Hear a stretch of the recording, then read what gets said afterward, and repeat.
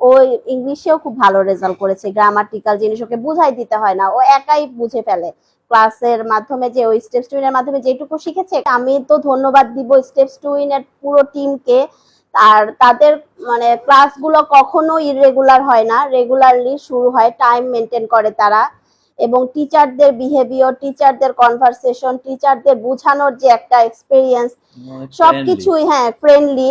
টিচাররা একদম বাচ্চাদের সব মানে আন্তরিকভাবে বাচ্চাদের একদম সাথে মিশে যায়।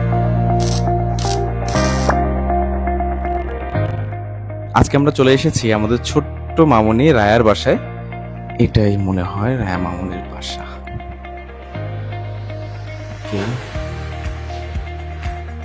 চলুন তাহলে দেখা যাক।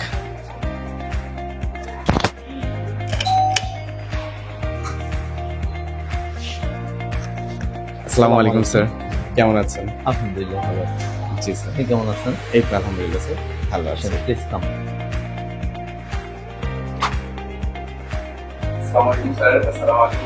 ওয়ালাইকুম আসসালাম। ওয়ালাইকুম আসসালাম।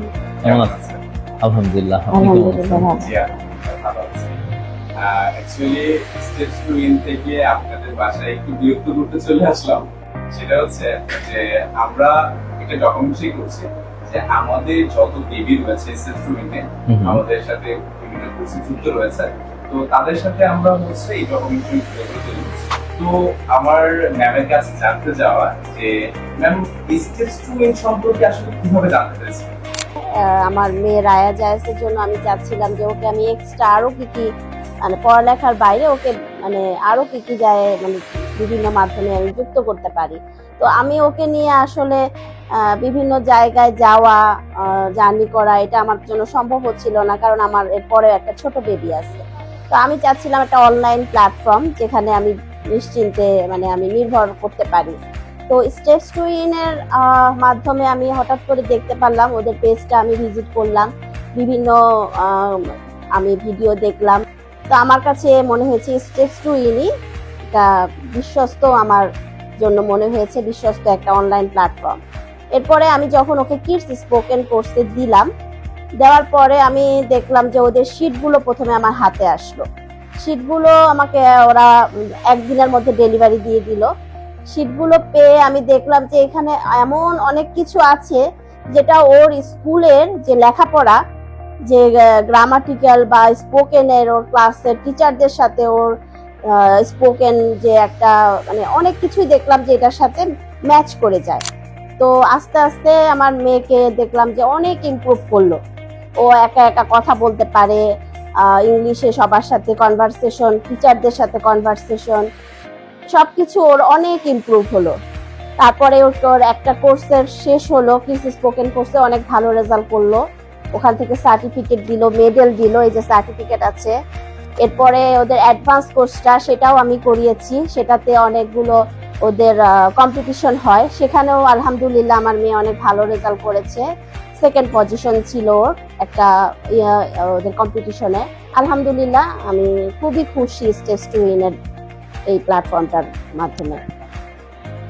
আর স্যারের কাছে একটু জানতে চাওয়া যে ম্যাম যখন আসলে ফেসবুক পেজ থেকে স্টেপস টু ইন সম্পর্কে জানতে পারলো, জানার পরে যখন আপনি এটা আপনার যখন বললেন যে এটা অনলাইনে বেবিকে আপনি দিব এখানে, তো স্যার আপনার ওই সময়ের যে অনুভূতিটা যে আপনি অনলাইন শুনে আসলে তারপরেও কোনো রকম হেজিটেশন ছিল কিনা যে আসলে অনলাইনেও শিখতে পারবে কিনা? অ্যাকচুয়ালি আসলে এই বর্তমান যুগটা হচ্ছে ডিজিটালাইজেশনের যুগ। তো এইখানে তো বাচ্চাদের যদি এর সঙ্গে কানেক্টেড না থাকে, নতুন নতুন যে টিপসগুলো যদি ওরা অ্যাডাপ্ট না করতে পারে, তাহলে কম্পিটিশনে তারা পিছিয়ে যাবে।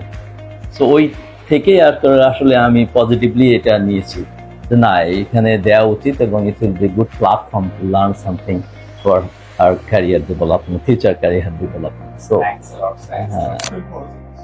না ইনশাল্লাহ আমি মনে করি যে আমার যে এই বাচ্চা, আমি ওকে মানে আমি আমার মানে ফিউচার প্ল্যান যেটা, যে আমি ওকে দিব মানে ওই প্রি স্কুলিং যে কোর্সটা ওকেও আমি দিব, এবং তারপরে আমি ওকে স্কুলে অ্যাড করব, যে ওরা যে সকল জিনিসগুলা শিখায়।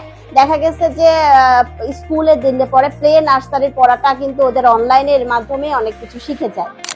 তো ম্যাম মামুনি যে আমাদের সাথে যখন যুক্ত হয়েছে তার আগের সিচুয়েশন এবং এখনকার সিচুয়েশন ওর যে ডিফারেন্ট সিচুয়েশন চেঞ্জেস জায়গাগুলো ওর ভিতরে যে চেঞ্জেস জায়গাগুলো এগুলো কতটুকু?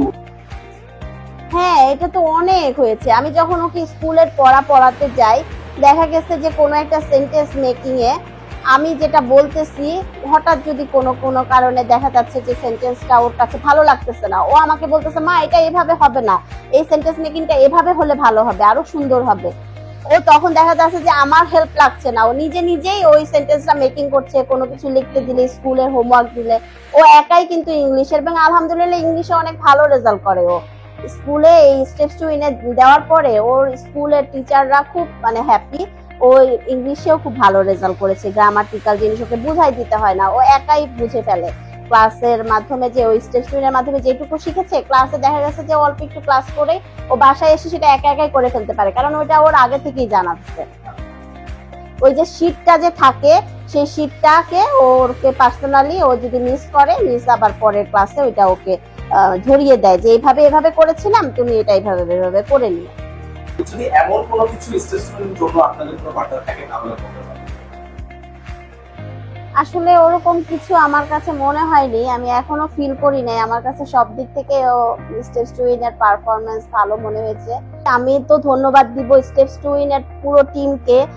আর তাদের মানে ক্লাসগুলো কখনো ইররেগুলার হয় না, রেগুলারলি শুরু হয়, টাইম মেনটেন করে তারা।